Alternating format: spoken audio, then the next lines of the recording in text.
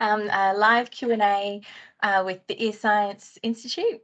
So the Ear Science Institute was established in 2001 as an independent, not-for-profit research institute dedicated to improving the lives of people with ear and hearing disorders through patient-driven research, education and treatment. As a centre of excellence, the Ear Science Institute Australia brings together a multidisciplinary team of the brightest minds from across the globe. The Ear Science team includes experts from otolaryngology, audiology, engineering, computer science, molecular and cellular sciences, all working to develop effective treatments for ear and hearing disorders and eventually to find a cure for hearing loss. We pride ourselves on collaborating with health and educational organisations from across the globe, placing great importance on joint ventures and collaboration to achieve our ultimate goal, a future without hearing loss. So thanks so much for joining us today. First, I'd like to acknowledge the Whadjuk people of the Noongar Nation as the traditional custodians of this country and its waters that Ear Science Institute stands on. I'd also like to acknowledge the Gubbi Gubbi people, custodians of the land I present from today, and we pay our respects to the elders past, present, and acknowledge their wisdom and advice in teaching and our cultural knowledge and activities. So thank you to all of those who have joined us today. We're going to be also recording the live Q&A so that we can share it with others who are not able to join us. And for those of you who would like live subtitling through the Teams, the little sort of hamburger in the top right-hand corner, you can apply live captions through that service if you need to access them there. So I am going to share my slides and we will get started. Where are we? Here we go. Oh, hang on, I've started partway through. That's all right. So my name is Dr. Bec Bennett. I am a clinical and research audiologist. Sorry, I'm just going to, error popped up. No, that's fine. So my name is Dr. Bec Bennett. I am a clinical and research audiologist at the Ear Science Institute Australia and your researcher today for today's Q&A on the social and emotional impacts of hearing loss. So we know that hearing loss affects people in lots of different ways. There are lots of different sort of social and emotional impacts of hearing loss, and these can include things like embarrassment, loss of identity, stigmatization, frustration, fatigue, loneliness. If we were to think about the sort of main sort of complaints that people with hearing loss often bring to the audiology appointment, or the sorts of the common experiences of adults with hearing loss, we can categorise them across three different sort of domains. So this is the impact of hearing on functionality, so the ability to function in everyday life, the social impacts and the emotional impacts. But if we're to look at current service offerings from audiology clinics from around Australia and around the world, we find that in most cases, the hearing clinics focus primarily on devices. So whether they be hearing aids or hearing implants or other sort of listening devices, sort of accessory devices, there's this real focus on devices. With very little support for social needs of adults with hearing loss and far fewer again for emotional needs. And so we set out to run a research project looking at, oh, hang on, I think oh no, I'm still sharing. We set out to run a research project looking at how people cope with the social and emotional impacts of hearing loss. And so we ran what we call focus group studies, so group discussions with 30 adults with hearing loss and their significant others across sort of 4 different sessions, each an hour long. And we recorded these sort of 4 hours of conversation and dialogue. And during these discussions, we asked specifically for the adults with hearing loss and their significant others to tell us about how their hearing loss impacts on them socially and emotionally, and also what they do to cope with the hearing loss and what they do to cope with these social and emotional impacts of hearing loss. And so through this sort of 4 hours of dialogue, there were 286 stories that came through that described the social and emotional impacts of hearing loss.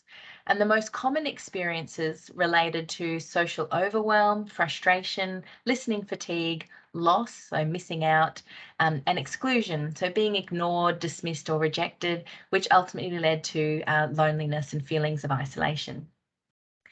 So keeping in mind that these were both adults with hearing loss as well as their significant others, and there was very sort of rich conversation about how the hearing loss impacted both parties, not just the person with hearing loss, but how significant others were also affected, how they socialise less because of the hearing loss in their spouse. Now, we also looked then at the kind of the dialogue and the conversation about the coping strategies. And there were 63 stories of how people had used effective coping strategies. And so these included things like helpful avoidance, so removing oneself from a difficult situation while maintaining social connection.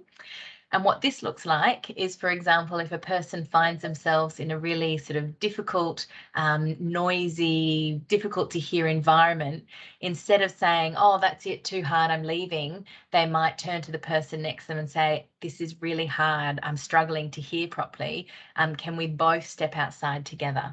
So removing themselves from the difficult situation, but maintaining the social connection by bringing that person with them, taking the conversation elsewhere. Other effective coping strategies included controlling the listening environment, use of communication repair strategies, assertiveness, use of humour, acceptance, so sort of self-acceptance of sort of the limitations, as well as accepting support from significant others. Now, while it was great to see 63 stories of effective coping strategies employed, there was also a lot of ineffective coping strategies being used, and in fact, far greater, more than double the number of stories. So when a participant started talking about sharing a story about their frustration or fatigue or embarrassment, we would say to them, tell us about how you coped. What did you do in that situation? What happened next? What did your significant other do next?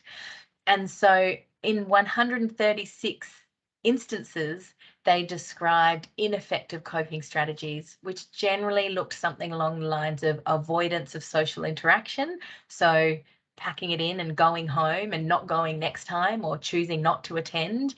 And then they would talk about how this sort of deepened their isolation and feelings of loneliness. Or other ineffective strategies were to do with negative self-talk and negative self-conceptualization.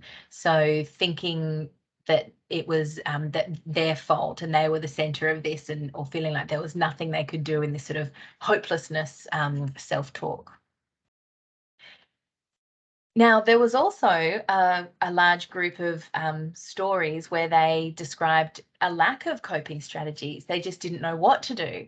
And the situations where participants felt that it was most obvious that they lacked strategies were for situations where they were feeling frustrated, where they were feeling excluded, where they experienced conflict with significant others, feelings of sadness and disappointment, or feelings of embarrassment. Interestingly, there was also a number of participants who specifically called out that they would have liked and more so would have expected their audiologist to help them develop the skills to develop coping strategies to how to address these situations. But they also noted that unfortunately that wasn't the case, that audiologists currently don't, or very rarely address these social and emotional needs in this instance. So how can we help our clients address the psychosocial impacts of hearing loss?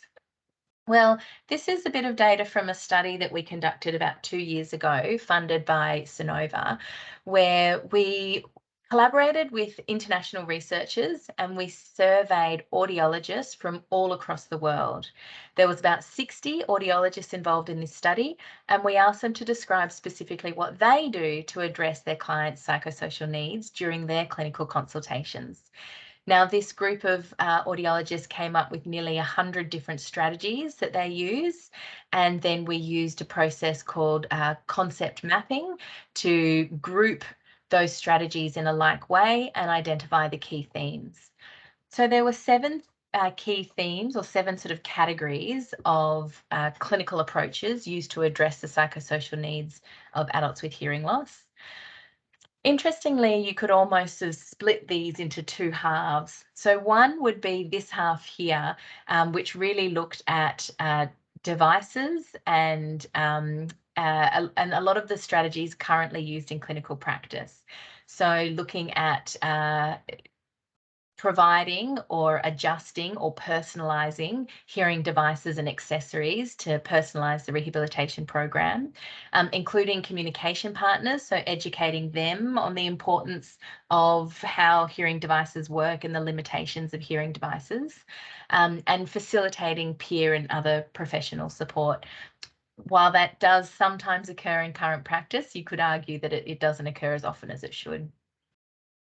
And then the other half of the map is sort of more the, rather than the device focused techniques, it's more about the service-based techniques. So providing emotional support, empowering clients to be responsible and self-manage their hearing condition, and really focusing on providing training and support for social engagement behaviours.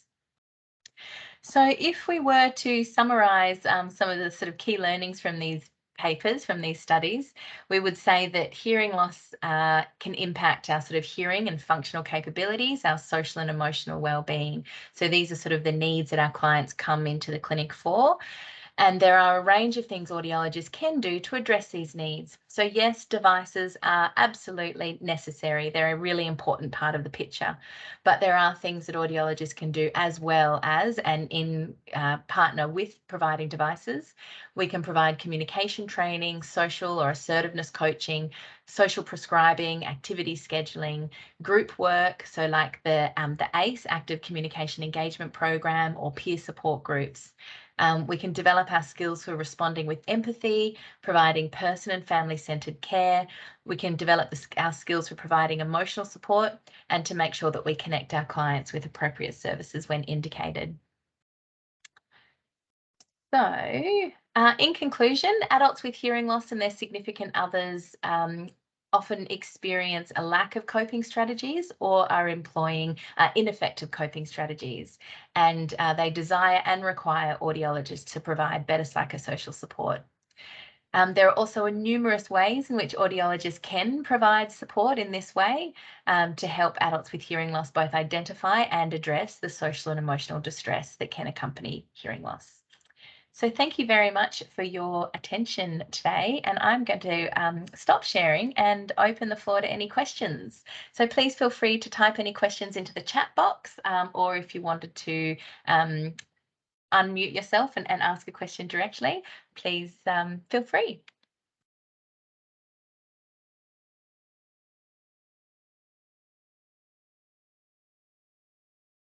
I can see Demir has a question. What proportion of patients actually experience social and or emotional issues because of their hearing loss? Thanks, Demir. So look, there isn't hard and fast research that really quantifies the numbers on a sort of epidemiological sort of level.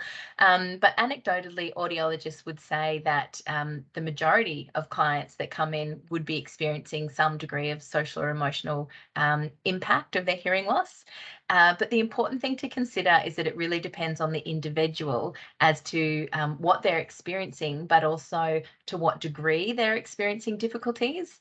So there are some people who develop hearing loss and actually cope really well and don't have any significant issues, but there will be people who have more significant issues and do require their audiologist to step in and ask how they can help in this situation.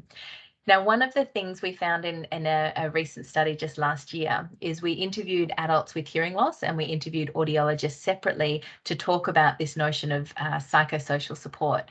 And what we found is that the adults with hearing loss, all of them in this study said, yes, I can tell you at least one, if not multiple times, that my hearing loss impacted on me socially or emotionally.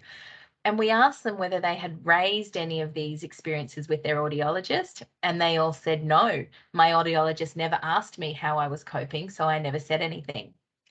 And then we had a group discussion with the audiologist and asked them similar things. How often do you think clients experience frustration, fatigue, loneliness, these? And they all said, well, all of them would probably experience it at least once at some point. You know, they're very, very common things for people with hearing loss to experience. And so then we asked, how often are your audiologists raising these issues in the appointments? And the audiologist sort of said, well, very rarely, because we rarely talk about it because they rarely raise it. And so we had both parties here thinking that the other person would raise it if it was important, but no one really stepping forward to then raise it. And so it sort of has brought to the forefront that we really need to, as the clinicians and as the power dynamic, I guess, leans towards the clinician's favour in these consultations, the clinicians, we need to be the ones to create that safe space to open that dialogue so that we can truly find out what each individual client, how they're coping and what their needs might be from us. Thanks, Ellen. Thanks, Bec. I was just wondering, you mentioned that audiologists should refer people to appropriate services when they need to, and I was just wondering how specifically they should go about that. Like, do you have a relationship with the GP and refer back to the GP, or do you go directly to a mental health service?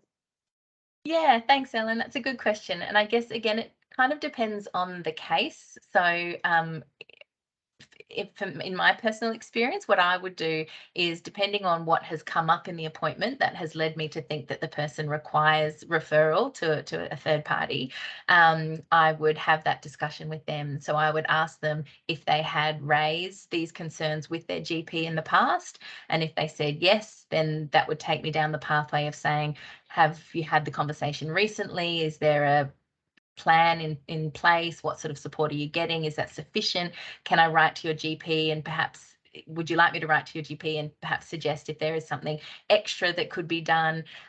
Or if they say no, they haven't spoken to their GP, then I might say, well, would you like me to suggest it to your GP? Or I'd like to, depending on how, I guess, severe some of the conversation is. If you think it's something that requires urgent attention, my language might more be about, I'd like to write to your GP and notify them of the conversation we've had today. Is that okay with you? That sort of thing. However, I have been in situations where I've had people sort of say they don't want to talk to their GP about that sort of thing. They sort of say their relationship with their GP includes these things. And so then I might say that's totally fine. Everyone has their own relationship with their GP, in which case, how would you be interested in talking to a psychologist about what we've just been discussing? And the hearing clinic that I work closely with, we have a list of psychologists that work within sort of however many kilometres of each of our clinics, so that if we do have a client who is indicated that they perhaps would need to, and they would like to talk to a psychologist, I've got a list of psychologists that I can say to them, there are these people at these locations near here, and we've also kind of padded out the list so it's got the details of which ones have worked with adults with hearing loss before, which ones maybe specialise in working with older adults and those sorts of things, so I can provide them with the details and help them make that decision as to what that next step might be. There's some great literature out there on the stepped care approach that they use, that a lot of the GPs use when talking about mental health. And so we've started incorporating that into our audiology practice as well, which makes it a lot easier to kind of have that discussion and let it be a patient-led discussion sort of thing. I think at no point should it be an audiologist saying, you should go and do this. It should always be, this is what I'm hearing, this is what I'm seeing, these are the options, what shall we do next, kind of thing. Yeah. Karina? Yeah, I've just got a question on what you're going to be doing next, in terms of, will you be doing a bit of a follow-up on your initial research to find out what the impact has been for people living with hearing loss, or are you kind of extending it and just moving on to the next phase? Yeah, thanks, Karina. Great question. So we are currently working on a research project in partnership with the Lions Hearing Clinic in Perth, and building on the information I've just shared with you and understanding that there has been a lack of psychosocial support across Australia and across the world for hearing clinics. We worked with psychologists, GPs, audiologists, adults with hearing loss and their significant others, and developed an intervention program where we developed sort of training and education tools to help upskill audiologists in how to have these conversations, how to ask about emotional well-being, how to discuss emotional well-being, how to provide information on the link between hearing loss and psychosocial well-being, how to get help, how to manage psychosocial well-being, all sorts of different resources, all aimed at clinicians' sort of skills and clinicians' behaviours in how to better support clients and their psychosocial needs.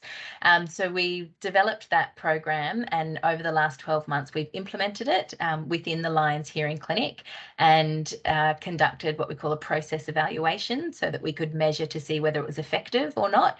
And it was, which is super exciting. It's always great when the research works, but the research has showed that it was effective. And so there was a significant improvement in the audiologists' skills and their knowledge and their confidence and their behaviour and how often they were asking about. We did clinical audits, and they didn't know we were going to do it, so they couldn't have faked it.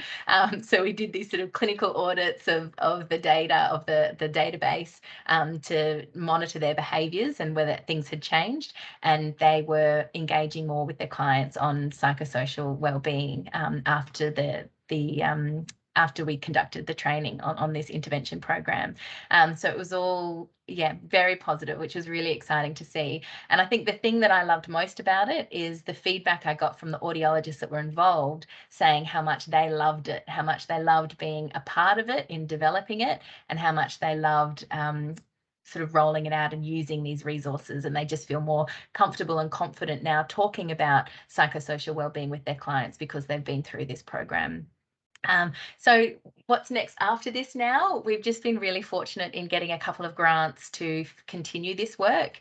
So we're in discussion with a couple of groups looking at whether we will help them roll out this same intervention across their clinics. But we've also received a couple of grants to kind of build on this work further and develop some interventions that are specifically at the client level. So where this first program targeted the audiologist skills and their behaviours, we're now developing 3 different tools aimed at the actual adults with hearing loss. So one of them will be an in-person kind of group rehabilitation program that looks at communication, social skills, coaching, and emotional wellbeing.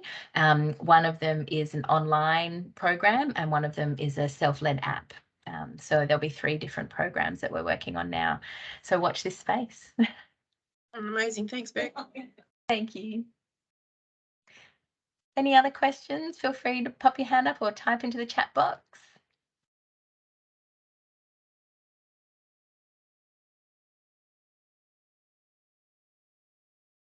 Ellen? Hello. I was just wondering, what do you think are the boundaries of the audiologist's role in terms of providing these kinds of interventions? Because I think there's probably some audiologists who are afraid to do anything. And I'm just wondering, if you could talk a bit about that. Yeah, that's a really good question. And you sort of hit the nail on the head there with what some audiologists might be thinking. So we did a survey of audiologists across Australia about 4 years ago and asked about what they perceive their role as providing psychosocial support to the clients that they see in their clinic. And 1/3 of the audiologists that completed the survey said that they thought it was outside of their scope of practice, that audiologists should focus only on the hearing and should not be providing any kind of support or even talking about emotional or social emotional mental wellbeing at all, which was really, I guess, sad and alarming and disappointing for me. I found, because as I'm a member of the board for Audiology Australia, and it's very clear in our scope of practice that providing holistic care and psychosocial support is definitely within our scope of practice. So I think we've got a lot of work to do to help audiologists realise what they can be doing, But having said that, we also need to all respect and understand the other border that we find ourselves, sort of thing.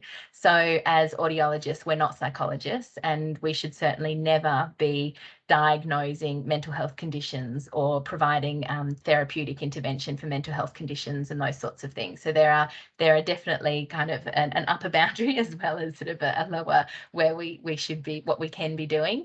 The way I like to think about it is there's this model called the Two Continuum Model, and so it helps to understand psychological, or I guess mental health or mental illness, as opposed to psychological well-being.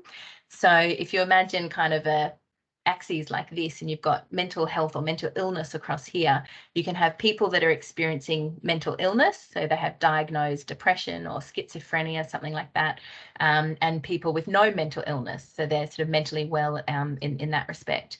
And then on the other axis, if you think about psychological well-being, you can have people who are psychologically well, who are doing well, they're happy, and they have autonomy, and they feel like they're a part of society, and they're contributing, and they have a purpose, people who are doing well psychologically, or then people who are not doing well psychologically. And so sort of people who are having, they may not have anxiety, but they may have feelings of anxiousness, and they may not have, their symptoms may not be significant enough to be diagnosed with depression, but they might have feelings of sadness or feelings of depressed at points in time, sort of thing. And so I like thinking about it in this two continua way, because as audiologists, we're not moving people along the mental illness or non-mental illness continuum at all. But if there are people on this other scale that because of their hearing loss, they're falling lower down the scale, if their hearing loss is causing them to feel frustrated, lonely, anxious, blue, left out, then we can help them address their hearing loss and the psychosocial impacts of their hearing loss to help move them back up this scale. So I hope that was helpful. That's how I like to kind of conceptualize that one. Thank you. Yeah, it was. Thank you. We've probably got time for one last question. If anyone else has a question, feel free to type in the chat box if you're too shy to speak up. Oh, Jackie, I see your hand up there. Hey Bec, it's always nice to hear you chat. I was just wondering if any of your work has looked at costs associated with this, because I know a lot of the pushback that you may get as an audiologist might be that it's more cost intensive to be having these conversations. And has any of your work as yet looked at that, or would you in the future? Because I don't believe that it would have an impact as you skill up as an audiologist. Just wondering your thoughts. Yeah, good question, Jackie. We haven't looked at cost in our study specifically, but in the 3 grants that we've just been awarded, there is a cost analysis built into those 3 studies. So we will be looking at cost for those. If I think to the broader literature, there are a couple of studies that come to mind. So there was one, Caitlin Barr, and I think she was Caitlin Greness at the time when the paper was published, and Louise Hickson and some of their colleagues did a study where they looked at how often or the kinds of language that were used in clinical consultations, and they found that where clinicians were talking about emotional well-being and social well-being, and where there was more psychosocial dialogue, those clients were more likely to then go ahead and purchase a hearing aid. Whereas when there was, if the client was sort of raising psychosocial well-being and the clinician was shutting it down and wasn't going there and wasn't responding to the client's bids for social connection, for discussion on this point, then there was less likelihood that the client would walk out with a hearing aid purchase. And so that was sort of financial data to support that from a hearing aid sales perspective, there's more financial benefit to talking about psychosocial well-being. And then there was this really huge study in, I think it was in the UK or the US, I can't remember now, with GPs, where essentially at the beginning of the kind of GP grad school, they recorded a whole lot of GP sessions, and looked at whether how much time was spent in a, GP appointments are so short as it is. They looked at how much time was spent in a GP appointment to talk about psychosocial well-being. And so every time a client sort of had a bid and asked for more information on their sort of well-being or something like that, if the GP shut it down, the client would then bid again and again and again, and it would draw out the appointment. So the appointment lengths were longer when the GPs were ignoring the bids for psychosocial discussion. So for example, if the GP said, oh, you'll take this pill for this thing, and if the client went, oh, I don't know if I want the pill, oh, what are the side effects, oh, am I still going to be able to do this, and had all these questions about how it was going to impact them socially or emotionally, and the GP would move the conversation on. However, then they took these GPs out, provided them with empathy training, very basic, just how to respond with empathy and say, I hear you, I see you, tell me more about that. And then re-recorded a whole lot of the sessions. And they found that once the GPs had the skills to recognize the first time the client was bidding for attention on their emotional needs, and the GP could respond immediately, then the appointment could move on to the next step. And so the appointments were actually shorter when they responded to the first bid for emotional understanding, rather than when they ignored it and the client railroaded to come back and rebid kind of thing. So you could say there's a financial, but there's also a time saving, which equates to a financial benefit when we develop the skills to respond the first time. Thank you for the great question. So I'm sorry, we're going to have to wrap it up there because it's time, but thank you so much for coming. I'll pop my email address in the chat box, so if anyone has any extra questions, please feel free to reach out and email me at any time. And I hope you all have a wonderful day. Thanks so much. Cheers. Bye.